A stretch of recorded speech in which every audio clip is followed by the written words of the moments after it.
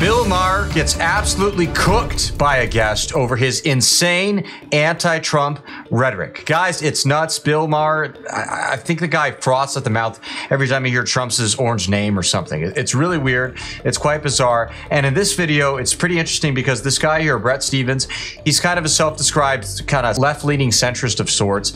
And he is no fan of Trump and has no issues hiding that. Stephens, I mean, he says he won't vote for him. So you know that this is not some kind of biased pro-Trump source. So that makes it for a very interesting video because we're going to see him critique Bill Maher, and that is fascinating.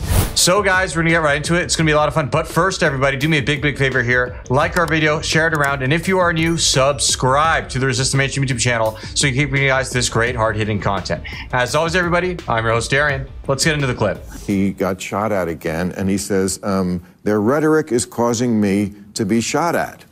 And then, of course, in true Trumpian fashion, always the most unself-aware person in the universe, goes on to say, when they're the ones that are destroying the country. Which would be also the kind of rhetoric that would make a borderline person shoot at you. But, I mean, he's right, rhetoric has consequences, but he is possibly the worst person to make this case. Yeah, I mean, it's the pot calling the kettle black. I think that's what the expression was basically born for. I mean, he's used... This is the guy who called the media the enemy of the American people. Vermin. Based. All these phrases. Now, of course, he's absolutely right that we probably should tone it down when we're calling our opponents the end of democracy, the end of Western civilization. We're not helping our arguments.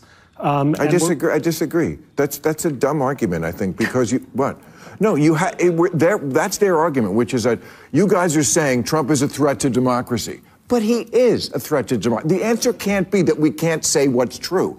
I want to say what's true, and the left has to do that too. They keep saying he's a threat to democracy. I'm saying, what the hell did I do for democracy? Last week I took a bullet for democracy. What did I do against democracy? Crazy. No, I'm sorry, but every time the left calls Trump a threat to democracy, Americans remember that in 2016, guys like me were calling Trump a threat to democracy, and here we are. I don't think... And he was then. And that dog is not going to hunt. You have to say the case against Trump is that he's going to be a terrible president who's going to divide the country, that is going to accomplish absolutely nothing, that is going to embarrass us in front of the world, and is going to conduct a miserable foreign policy. But those are policy questions. These two have their heads just too far buried in the sand to even get it. This guy is actually trying to help the left, and he's giving good advice, and they're too busy frothing about the mouth about Trump as this angry orange fascist, maybe similar to a certain mustache man from Germany in the 1940s, to even stop and actually process what he's saying. It's really quite remarkable. But no need for us to tell them that. If I was there, I myself would just say, yeah, you know, Bill, you're completely right. Yeah, Trump's just an orange fascist meanie. You should call that out. You know, stop. Bret, stop with this nonsense about how, you know, the Democrats should be more in the rhetoric. Nah, man. Let's just let them keep going. You know, they're right. They're right. Jokes aside, it is hilarious to see them take such advice and just basically crap on it, essentially. And it does make me wonder, how is this election going to go in 24? Because I'm not saying one person's going to win over the other. I really don't know what the result is going to be, but maybe a certain size is in for a rude surprise. I don't know. Stop calling out the truth because people aren't listening, right? When Donald Trump tells lie after lie, you don't say, well, nobody seems to care. It's our job in the media, right? When people complain, Donald Trump got fact-checked way more than Kamala Harris did. You're damn right he did. You know why? He told more lies. Right. Because a left-wing journalist like this lady over here is going to sit here and be unbiased and tell us the facts as they are. Please, does anybody really buy this? By the way, she works for MSNBC, so yeah, tells you all you need to know. Just saying. Trump has done nothing but benefit from a campaign that seeks to treat him as outside the borders of political respectability. So if you want to help... But what you have been doing... He said he's going to be a bad president. He's a bad president because he doesn't concede elections, not the policy. That comes and goes. Look, most Americans realize that here we are Joe Biden is the president of the United States. Kamala Harris is likely the next president of the United States. But the reason that Trump has an enduring appeal on so many Americans is that so many of us in the media want to treat him, right, as absolutely beyond the pale. And you know how Trump supporters respond by saying, oh, yeah, he's beyond the pale, I'm going to vote for him. We have done nothing but help Trump for the last 8 years. And once again, Bill Maher can still not stop seething with his anti-Trump rage. Let's see a bit more of what they have to say. I'm an undecided voter. I'm never going to vote for Trump, but I'm not sure I want to vote for Kamala. And my fear is that she doesn't really have a very good command of what she wants to do as president. It would be great for her to sit down with you or George Stephanopoulos or you, Stephanie, and get a succession As if she'd sit down with me. Why not? Ask her, you know, look, George W. Bush, 25 years ago, was asked if he could name the president of Pakistan and other people. He had no idea. And people said this guy has no command of foreign policy. And it turned out to be a prescient set of questions. It's not too much to ask Kamala, say, are you for a Palestinian state if Hamas is going to run that state? Okay. Yes or no? And let's say you don't like her answer. Are you going to vote for Donald Trump? No, I'm not. Kamala I just said I'm not going to vote for her. Harris is not running for perfect. She's running against Trump. We have two choices. And so there are some things you might not know her answer to.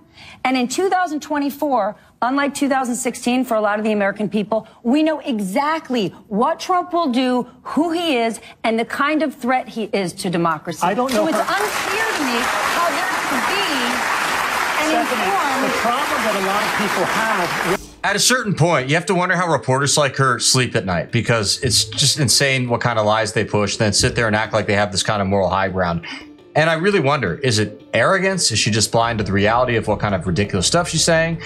Maybe it's a bit of both. I don't know. It's quite remarkable. Also, to that part where she says, well, what are you going to do? Vote for Trump? Huh? Even though, as the guy said, he just said he's not going to vote for Trump.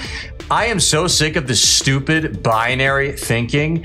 And I'm just going to say it. I've seen it on both sides of the aisle. Yeah, the left is worse and more guilty of it, obviously. But I see it all the time. Somebody can raise an issue about Kamala or Trump from their own perspective of how they need to do better, right? Could be from a left-wing perspective, a right-wing perspective, the perspective of just a regular American who's trying to figure things out. And people say, well, are you going to go vote for insert candidate I don't like here?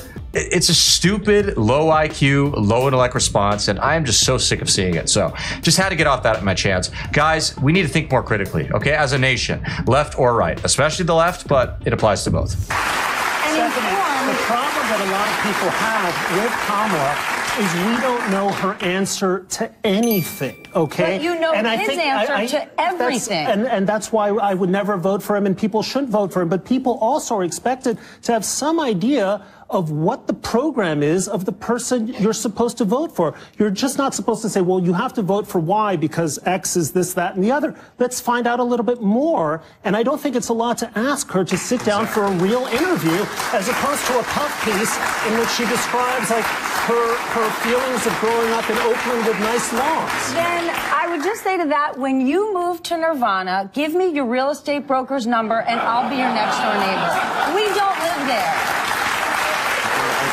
What a ridiculous last second result. Oh, come, let me know when you find out what Nirvana is.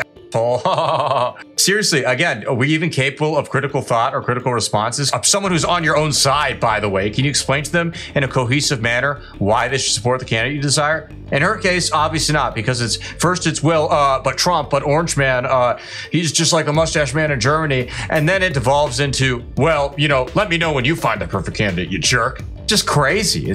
And frankly, it's sad. You can actually look at studies on this. Our IQ as a people has collectively declined consistently over the past like 6 decades or so. And I think this very much demonstrates that, because you see this kind of rhetoric all the time and it's insane.